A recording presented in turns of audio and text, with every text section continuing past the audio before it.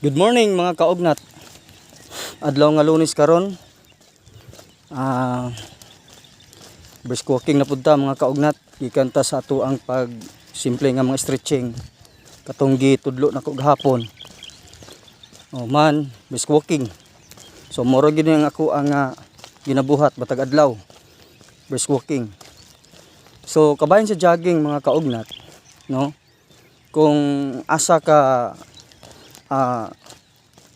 kana bitong ganahan kay ka nga komportable kay ka ba, so adto ka, no, kay tanan maayo man. Pero sa ako brisk walking gyud ko kay ngubos man ako ang timbang o nagamay man ko mga kaugnat.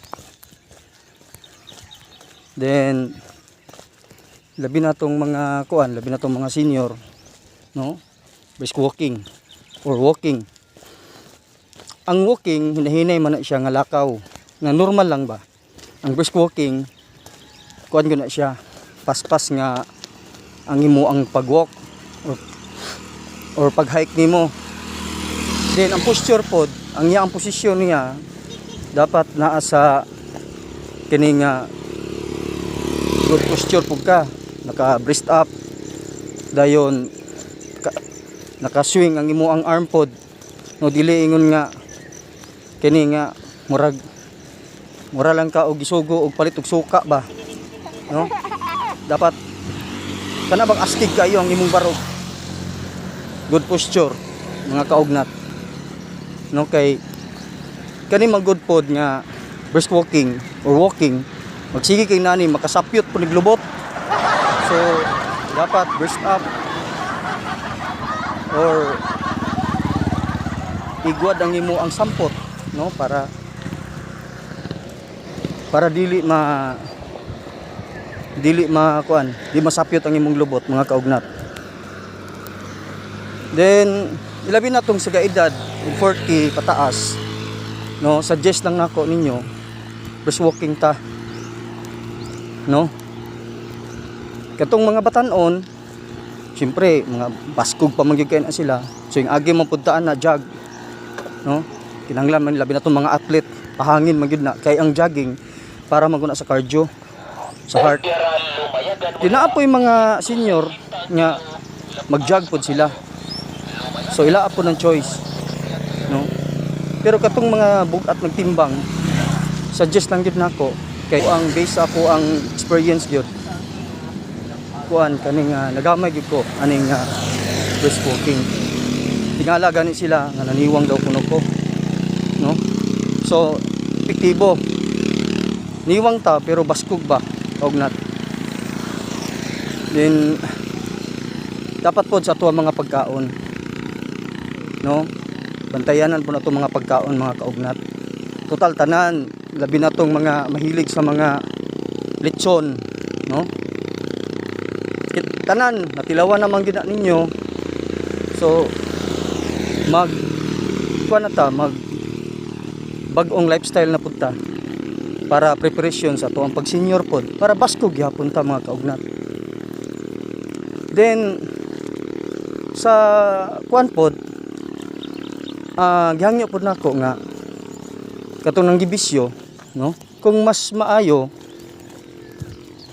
atong hininaya nato na og kanang kuan kanang undangan nato inom labi na og mo sulod na taani nga kalihukan, inom og mga bino, dayon sigarilyo ana mga kaugnat. So usa pod na makapadaot na sa atong lawas. So sayang ang imo ang pag-ensayo og naa gyapon taan ang bisyo. So ato lang hinahinayan mga kaugnat, no.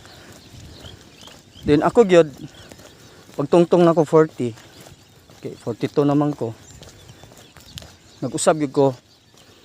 So kani siya ginabuhat nako kay preparation pud ni kay kita tanan mo sangali mo kuan man gyud ta, mo senior man gyud ta. So at least baskog, no, mga kaugnat. Kani na ako'y na-meet dito sa Quezon City, edad ko adto mga nasa 19 years old pa ako tunga time, tigulang na siya. Dati daw siya adakong tao siya kay bouncer man. Akong tao gid siya dayon. Mao nga kuan ining bisyo siya, burger, inom, sigarilyo. Dako gyud kay siya. Mo tiyang istorya sa kuha.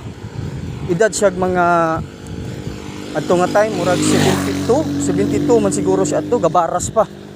Dito mi nagmeet sa Quezon City Circle. No?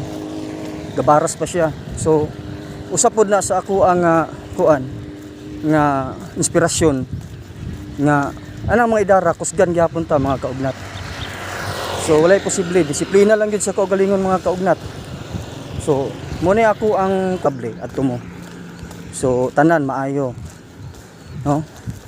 Pero katong mga sakit na sa tuhod, no? Walking lang ta. No? Kay kanina ko ipakita ninyo kung sa mga benepisyo sa brisk walking. Brisk walking, paspas nga lakaw, swing imong arm, good posture, mo breast up nimo, dayon ikuan po dang imong sampot. Kay lagi makagamay po ning sampot. No? So abang-abang lang mga kaugnat. Dinhi lang sa takutob mga kaugnat. O maayong buntag. Please subscribe. Kindly follow, like and share. Salamat.